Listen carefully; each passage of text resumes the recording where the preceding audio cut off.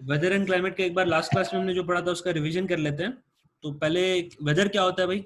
हाँ जी, रोमा कुमारी कैमरा चालू कीजिए। रोमा, रोशनी, प्रिंस। सर हम बताएं। हाँ चलिए बताइए मनोराज, क्या होता है weather? What is weather? Change in atmospheric condition in a given area in some time. ठीक है, change atmospheric condition in a given area, है ना? In for a some given time, yes. Duration. चलो ठीक है, ओके बढ़िया। अब climate क्या होता है? क्लाइमेट का डेफिनेशन लिखवाया था मैंने। क्लाइमेट इज अ सम और average of weather. It is a sum of weather right in a particular area. Yes. तो क्लाइमेट चेंज होता है क्या किसी? For a long time. हाँ, क्लाइमेट चेंज होता है क्या काफी लंबे टाइम तक? So for a long time. For a long time right. हाँ जी रोमा, क्लाइमेट चेंज होगा क्या किसी एरिया का? एक एरिया का क्लाइमेट चेंज होगा क्या, कि क्लाइमेट वैसे ही रहेगा कांस्टेंट? हाँ जी सर रोमा, रोमा कुमारी, चेंज होगा। चेंज होगा। Yes sir. अभी तो मनोराज ने बताया कि यार क्लाइमेट चेंज नहीं होता है, क्लाइमेट कांस्टेंट रहता है एक एरिया का लगभग 25-30 साल तक। सर सर क्लाइमेट सर एक जगह बहुत दिन रहता है। हाँ, एक जगह पे क्लाइमेट बहुत दिन रहता है, क्लाइमेट चेंज नहीं होता है। Weather on the other hand change होते रहता है, क्योंकि वो यस सर। एटमॉस्फेरिक कंडीशन है ना। हर 3-4 महीने पे क्या होता है, यस वेदर सर। चेंज हो जाता है ना। सीजन्स के साथ क्या होता है, वेदर चेंज हो जाता है। जैसे जैसे सीजन चेंज होता है वैसे वैसे वेदर चेंज होता है, राइट। Yes sir. कभी कभी एक ही सीजन में बहुत बार वेदर चेंज होता है, जैसे अभी बारिश का सीजन है, देखो रेनी सीजन है। अब देखो अभी दिन में आज गर्मी पड़ेगी, गर्मी। शाम में बारिश हो यस सर। जाएगी तो ठंडी हो जाएगी। तो वेदर कंडीशन कैसा हो गया, शाम का कूल हो गया, दिन भर का कैसा रहा, हॉट रहा, है ना। हॉट। Yes sir. चलिए ठीक है, आगे हमने पढ़ा था कि क्लाइमेट लगभग 30-35 साल तक चेंज नहीं होता है किसी एरिया का, राइट। Yes sir. फिर हमने पढ़ा था elements of weather and condition. Elements कौन से थे? सर टेम्परेचर, ठीक है, प्रेसिपिटेशन। ठीक है। और क्या था? टेम्परेचर, प्रेसिपिटेशन और हाँ जी, हवा, विंड। विंड थी। Yes sir. चलिए, यस सर। और क्या था? सोचो, मन से सोचो, एलिमेंट्स, वेदर, जो क्लाइमेट है आपका उसको क्या क्या चीज चेंज कर देता है? हवा चेंज करता है, पानी चेंज करता है, बारिश वारिश आने की वजह से, प्रेसिपिटेशन की वजह से चेंज होता है, टेम्परेचर की वजह से चेंज होता है, और किसकी वजह से चेंज होता है? Atmospheric pressure. एटमॉस्फेरिक प्रेशर, ठीक है। ह्यूमिडिटी, ह्यूमिडिटी से फर्क पड़ता है क्या? Yes sir. ह्यूमिडिटी से फर्क पड़ता है, ठीक है। अब हम क्या करेंगे, सर रेनफॉल। हाँ रेनफॉल बेसिकली वही ह्यूमिडिटी, रेनफॉल के बाद ह्यूमिडिटी बढ़ जाती है ना। चलिए ठीक है, अब हम लोग आगे पढ़ते हैं। हम लोग पढ़ते हैं टेम्परेचर, ठीक है। तो आप किसी भी एरिया का टेम्परेचर कैसे मापोगे? सर किसी भी एरिया में अगर मैंने बोल दिया कि हाँ सुरसन, सुरसन का आज टेम्परेचर थर्मो कितना है, तो कैसे पता करोगे? Rod thermometer. थर्मोमीटर है ना। जैसा इंसान का टेम्परेचर हम लोग थर्मोमीटर से मानते हैं, वैसे ही एरिया का भी टेम्परेचर होता है। हमारे यहाँ तो नहीं होता, लेकिन बाहर आप जाओगे ना तो हर घर के बाहर पता है, हम लोग यहाँ पे ऐसा थर्मोमीटर लगा देते हैं। और सुबह निकलने से पहले उसमें देखते हैं हाँ, कितना कितना हो गया। शाम में आने के बाद देखते हैं कितना कितना टेम्परेचर हो रहा है अभी। समझे? ठीक है। तो यस सर। टेम्परेचर की वजह से क्या होता है बेसिकली, अगर टेम्परेचर बढ़ गया तो क्या लगेगा? गर्मी लगेगी। Yes sir. टेम्परेचर कम यस होगा तो सर। क्या लगेगी? ठंडी लगेगी। ठंडी। टेम्परेचर को कौन सी चीजें अफेक्ट करती है? किसी भी एरिया के गिवन टेम्परेचर को कौन सी चीजें अफेक्ट करती है? कौन बता सकता है मुझे? Sir pollution. ठीक है, पोल्यूशन। और पोल्यूशन और so water vapour. Water vapours, good good good, water vapours. अच्छा चलो एक बात बताओ मुझे, वाटर वेपर्स का आपने नाम उठा ही लिया है तो सर डस्ट। हाँ जी बताइए। सर डस्ट क्या? पार्टिकल्स। डस्ट पार्टिकल्स, पोल्यूशन वही हो गया बेसिकली। आप लोग को पता है कि yes sir. Green house effect के बारे में पढ़ा आपने? Green house effect, yes sir. Yes yes sir. Sir. है ना। ग्रीन हाउस इफेक्ट पढ़ा है। तो आप दूसरे प्लैनेट्स पे देखोगे, जैसा मार्स हो गया या फिर वेनस हो गया, जुपिटर हो गया, सैटर्न हो गया, तो वहाँ पे दिन में ना बहुत ज़्यादा टेम्परेचर रहता है, 1000-2000 ऐसा। लेकिन रात में वहाँ पे क्या होता है, टेम्परेचर माइनस में चला जाता है, -200, -400, -600। हमारे साथ ऐसा होता है क्या? हमारे दिन में नो कितना होता है, सर। मैक्सिमम 40 जाएगा, रात में कितना जाएगा, 20 जाएगा, ऐसा होता है ना temperature. Yes, yes sir. Sir. तो ये डिफरेंस क्यों है? हाँ सर जी, क्योंकि यहाँ पे एटमॉस्फेयर है, एटमॉस्फेयर। क्योंकि यहाँ पे एटमॉस्फेयर है ना। और एटमॉस्फेयर क्या करते हैं, ग्रीन हाउस इफेक्ट पैदा करता है ना। सन की रेज को क्या करता है, कैप्चर कर लेता है अंदर ही, सन की रेज को वो ट्रैप कर लेता है, और वही रेज ऐसा बाउंस करती रहती है हमारे सरफेस पे, अर्थ के सरफेस पे। जब वही रेज बाउंस करती रहेगी अर्थ के सरफेस पे, तो क्या होगा, गर्मी रहेगी, नॉर्मल एक टेम्परेचर मेंटेन रहेगा, है ना। Yes. अब देखो, आप विंटर्स में चले जाओ, ठीक है, और समर्स में चले जाओ, तो समर्स में और विंटर्स में टेम्परेचर दिन और रात में बहुत फर्क रहता है ना। विंटर्स में ठंड रहती है, दिन में भी ठंड रहती है, रात में भी ठंड रहती है। समर्स में क्या, लगभग दिन में गर्मी रहती है, रात में भी थोड़ी बहुत गर्मी रहती है, थोड़ा बहुत गिरा होता है टेम्परेचर, है ना। Yes, sir. चलिए ठीक है, आगे पढ़ते हैं हम। टेम्परेचर ठीक है, earth surface absorb, this is called tertiary radiation. हाँ, the earth's surface absorbs solar radiation during day and radiates or sends our heat rays back at night. This is terrestrial radiation.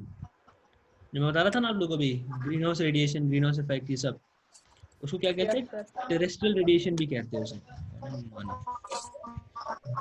Class के time कितने बजे था यार आज? 8 बजे था ना। Yes, sir. चलिए, उसके बाद हमने पढ़ा था कौन से फैक्टर्स टेम्परेचर को अफेक्ट करते हैं, याद है, पढ़ाया था मैंने आपको, factors affecting temperature. Yes. Yes sir.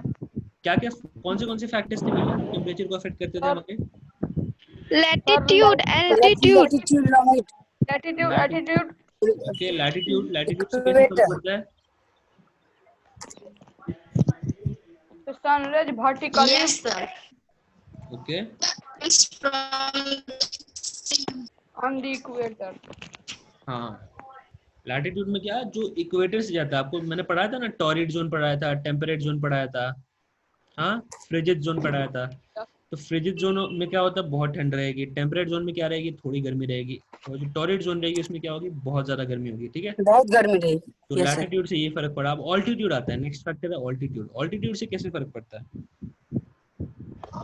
Sir lower layer होता है। हाँ, मतलब आप जैसे जैसे ऊपर जाओगे वैसे वैसे आपको क्या मिलेगी, ठंड मिलेगी, है ना। इसीलिए हिल स्टेशन पे क्या रहती है, हमेशा ठंड रहती है। ठंड मतलब नॉर्मल टेम्परेचर रहता है वहाँ पे, राइट। कोई गया हम में से हिल Yes. स्टेशन पे? No, sir. नहीं गए हो? यहाँ पे आसपास कोई? lower layer of हाँ जी, हाँ जी, ज्योति रुक जाइए, रुक जाइए। air. हाँ, फिर अगला फैक्टर था डिस्टेंस फ्रॉम सी। समंदर से जितनी दूरी रहेगी, राइट, समंदर से जितना पास में रहेगा वो एरिया कितना नॉर्मल टेम्परेचर रहेगा, वहाँ पे दिन और रात में एक जैसा टेम्परेचर रहेगा, वहाँ पे गर्मी और सर्दी में भी लगभग एक जैसा टेम्परेचर रहता है, उतना ज्यादा वेरिएशन नहीं आता है, राइट, Yes, sir. है ना। समंदर के आप जितना पास में रहोगे Yes. उतना टेम्परेचर मेंटेन रहता है उस एरिया में, उतना ज्यादा वहाँ पे क्या होगी, ना गर्मी होगी ना ठंड रहेगी, वहाँ पे ह्यूमिड क्लाइमेट रहेगा, ह्यूमिडिटी बहुत रहेगी, पसीने बहुत आएंगे आपको, लेकिन टेम्परेचर एक जैसा रहेगा, ठीक है। फिर नेक्स्ट फैक्टर हमने पढ़ा था प्रिवेलिंग विंड्स। हवा की जो होती है, जो विंड्स चलती है हवा से, हवा की अपना क्या बोलते हैं, समंदर से लेके जो अर्थ तक चलती है। अभी यहाँ से अरेबियन सी ब्रांच, अरेबियन सी विंड चलती है, फिर यहाँ से बे ऑफ बंगाल विंड्स चलती है। ये सब विंड्स होती है, कुछ हवा के ये नाम दिए गए हैं। वो लोग क्या करते हैं, हवा अपने साथ क्या लाते हैं, बादल लाते हैं, और जो हवा होती है वो ठंडी होती है ना। हवा का नेचर कैसा होता है, ठंडी। तो ठंडी ठंडी हवा जब गर्म गर्म जमीन पे आती है तो क्या करती है, टेम्परेचर मेंटेन कर देती है, एक टेम्परेचर नॉर्मल कर देती है ना। जब गर्मी होती है बहुत सारी और जब हवा Sir. चलती है तो थोड़ा अच्छा लगता है ना, अरे हाँ चलो हवा चल रही है, अच्छा लग रहा है, पसीने सूख जाते हैं, थोड़ा अच्छा लगता है कि नहीं। Yes, sir. तो ये जो हवा जहाँ से आती है, जो मेन हवा की ब्रांचेस होती है, उसको क्या कहते हैं, प्रिवेलिंग विंड्स कहते हैं, ठीक है। Yes, sir. उसके बाद हमने पढ़ा था ओशन करेंट्स। ओशन करंट से कैसे फर्क पड़ता है भैया, कौन बताएगा मुझे? ओशन करंट्स मैंने बताया था आप लोगों को कि जो समंदर की लहरें होती है बहुत बड़ी बड़ी, लहरें कैसे सर आती है? हाँ The जी, temperature change according to the change in ocean current. अरे रीड नहीं करना है, लास्ट में मैंने आपको बताया था ना, रीड क्या करना है। सोचो ओशन करंट से क्या होगा, समंदर की क्या होगी, बड़ी बड़ी लहरें आएगी। अब पानी क्या होगा, हमेशा ठंडा ही रहेगा दिन के टाइम पे, उतनी ज्यादा गर्म होगी नहीं, जमीन ज्यादा गर्म रहेगी। ओशन करंट क्या करेगा, ठंडी ठंडी हवा हमारी इधर फेंक देगा, टेम्परेचर चेंज कर देगा। ठीक है। Yes. एक और फैक्टर आप लोग को दिया है टेम्परेचर का, कि स्लोप ऑफ लैंड। ठीक है, मतलब क्या, जो लैंड की स्लोप्स होती है ना, एक पहाड़ हो गया सपोज, ठीक है, ये पहाड़ है, तो उसका ये वाला सरफेस और ये वाला सरफेस, ये दोनों को क्या कंसिडर किया जाएगा, स्लोप। ठीक है, पहाड़ का ये वाला सरफेस और ये वाला सरफेस जो रहेगा, इसको आप क्या करोगे, स्लोप कंसिडर करोगे।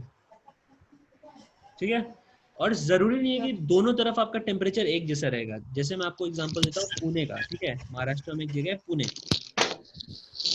तो पुणे क्या है, पहाड़ों पे है, ठीक है, पहाड़ी एरिया है बेसिकली, थोड़ा पहाड़ों से घिरा हुआ है वो।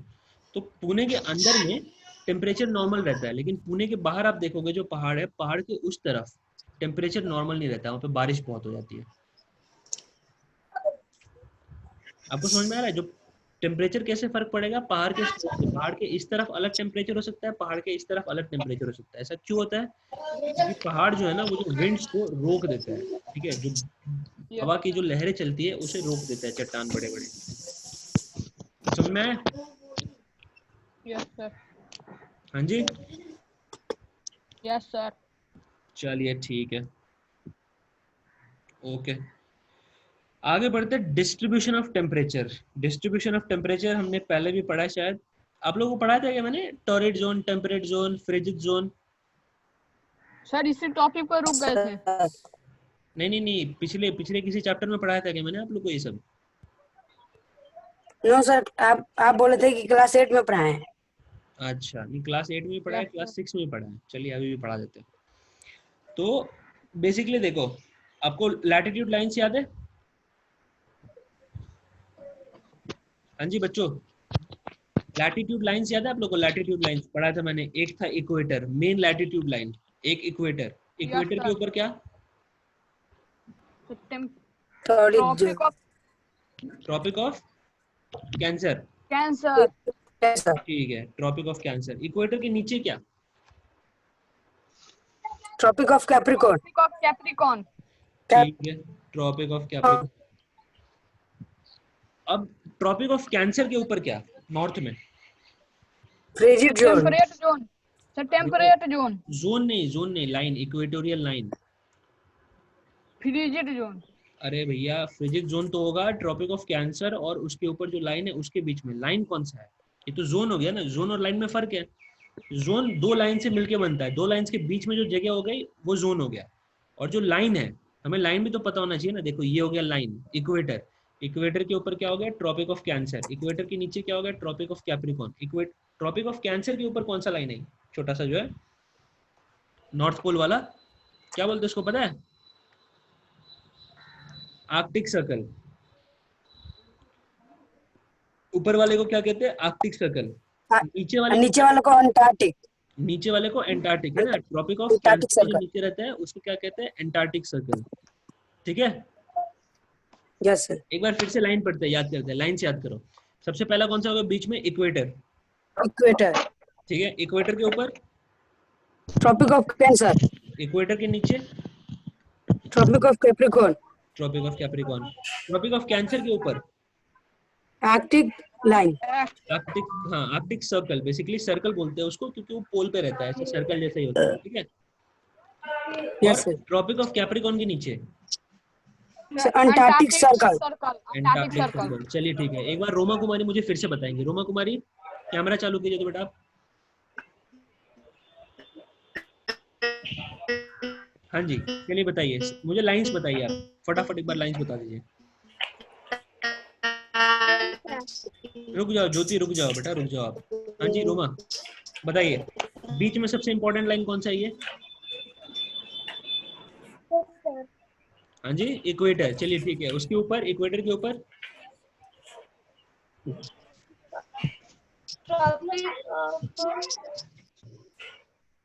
क्या बोल रहे हो बाबू, जोर से बोलो यार।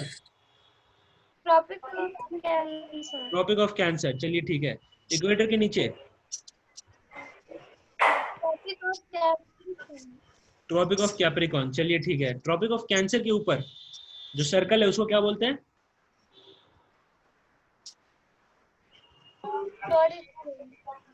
Arctic circle. आर्कटिक सर्कल बोला क्या आपने? हाँ, आर्कटिक सर्कल। और ट्रॉपिक ऑफ कैप्रिकॉर्न के नीचे साउथ में, साउथ पोल पे कौन सा है?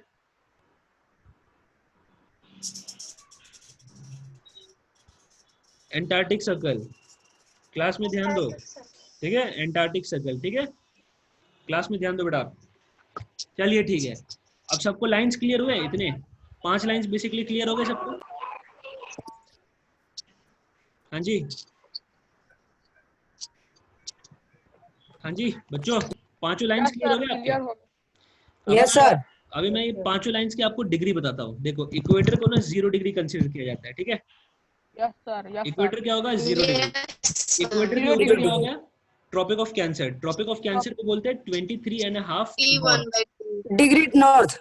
हाँ, 23.5 डिग्री नॉर्थ, ठीक है। Yes sir. Tropic of Capricorn को बोलते हैं 23.5 23 degree degree 23.5 south. T1 by 2 South, degrees south. south. South. वैसे ही आप Yes, ऊपर sir. चले जाओ, ऊपर चले जाओ। आर्कटिक सर्कल, आर्कटिक सर्कल को क्या बोलते हैं? 66 half degree north. 66 north, yes. Antarctic circle पे आ जाओ। एंटार्क्टिक सर्कल को क्या कहेंगे? 66 half degree south. 66 half degree south. 66.5 degree south. Basically एक जैसे 23 23 66 66 एंड हाफ, है ना?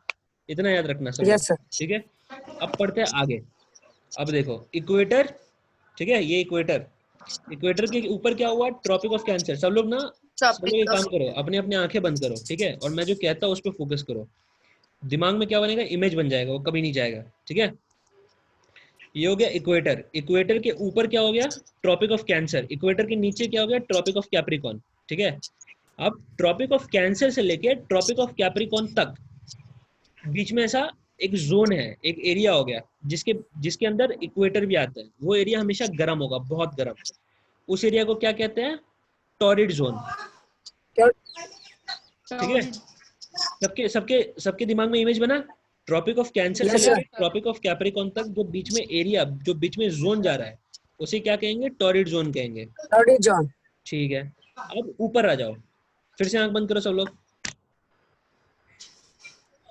हाँ जी, अब क्या करो? अब इमेजिन करो जो आपका ट्रॉपिक ऑफ कैप्रिकॉर्न था, ट्रॉपिक ऑफ कैप्रिकॉर्न से लेके आर्कटिक सर्कल तक, मतलब ट्रॉपिक ऑफ कैप्रिकॉर्न से लेके ट्रॉपिक ऑफ कैंसर से लेके आर्कटिक सर्कल तक जो बीच में जोन जा रहा है उसे कहेंगे टेम्परेट जोन। वैसे जब आप नीचे आओगे, ट्रॉपिक ऑफ कैप्रिकॉर्न से लेके एंटार्क्टिक सर्कल तक जो बीच में जोन बनेगा उसको कहेंगे टेम्परेट जोन, ठीक है। यहाँ पे जो टेम्परेट जोन रहेगा, यहाँ पे टेम्परेचर नॉर्मल रहेगा, ठीक है, नॉर्मल जैसा कुछ, ना ज़्यादा ठंडी रहेगी ना ज़्यादा गर्मी रहेगी, लेकिन ऊपर वाले एरिया में ठंड भी पड़ जाती है।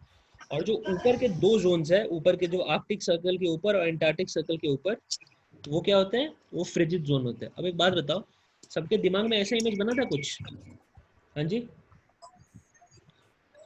सबके दिमाग में कुछ ऐसा इमेज बना था? देखो, बीच में टॉरिड जोन, उसके बाद टेम्परेट जोन, उसके बाद फ्रिजिड जोन।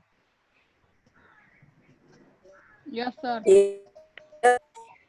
हाँ जी, बताइए, पूछिए।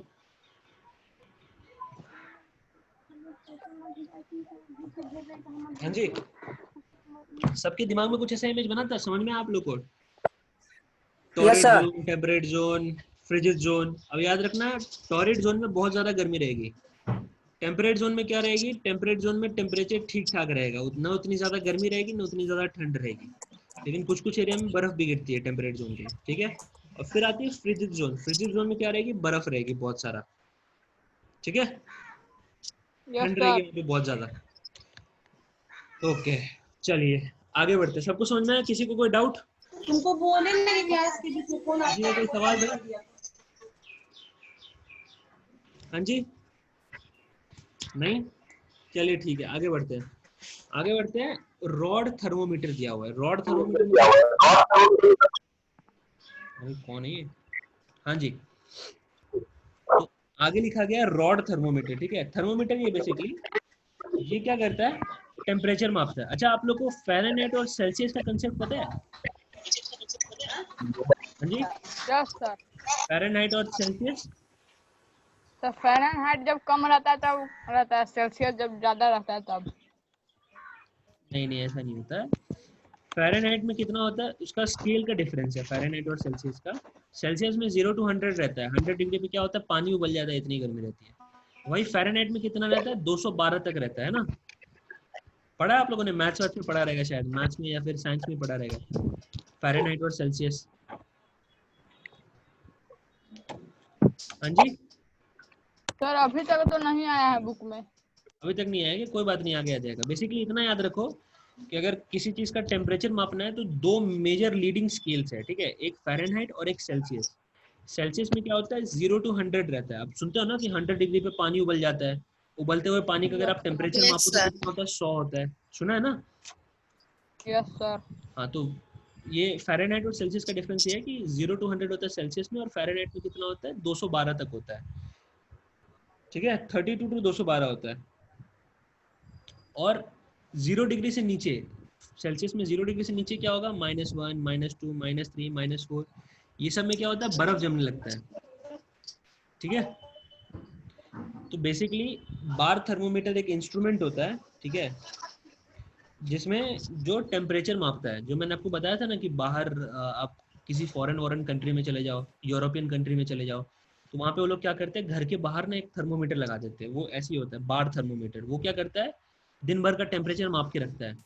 हाँ, सुबह में इतना टेम्परेचर है, अभी दोपहर में इतना टेम्परेचर है। आप कभी भी देख लो, आपको टेम्परेचर समझ में आ जाएगा, ठीक है। हाँ जी, किसी का कोई सवाल अभी तक? No sir. चलिए, किसी टॉपिक तो लंबा है बहुत, सब लोग का, दो क्लास और लगेंगे इसको। ठीक है, अगला पॉइंट है अपना एटमॉस्फेरिक प्रेशर। एटमॉस्फेरिक प्रेशर बताया था मैंने आप लोगों को। हाँ जी, किसी को पता है एटमॉस्फेरिक प्रेशर के बारे में, पिछले क्लास में पढ़ा हो? सर जिस एयर में वेट रहता है, जो सरफेस पे, जो अर्थ के सरफेस पे आ जाता है, उससे कहते हैं एटमॉस्फेरिक प्रेशर। हाँ, ठीक है, ओके। अब दो टाइप का हवा होगा, एक तो लो प्रेशर, लो एटमॉस्फेरिक प्रेशर वाला, ठीक है। तो आपको क्या लगता है कि आप अर्थ के सरफेस से जितना ऊपर जाओगे, अर्थ के सरफेस से, सपोज ये अर्थ हो गया, ये अर्थ का सरफेस हो गया, ठीक है, अर्थ के सरफेस से आप जितना ऊपर ऊपर जाओगे उतना एटमॉस्फेरिक प्रेशर कम हो जाता है। क्योंकि जो हैवी हवा होती है, जिस जिस हवा में वजन होता है, वो तो अर्थ के सरफेस पे सेटल हो जाता है। हाँ जी, सबको समझ में आ रहा है कुछ? Yes sir. देखो, अर्थ के यस सरफेस सर। के पास, अर्थ के सरफेस, अर्थ के सतह पे जितनी हवा होगी, वो सब क्या होगा, हैवी होगा, वजन होगा उसमें, ठीक है।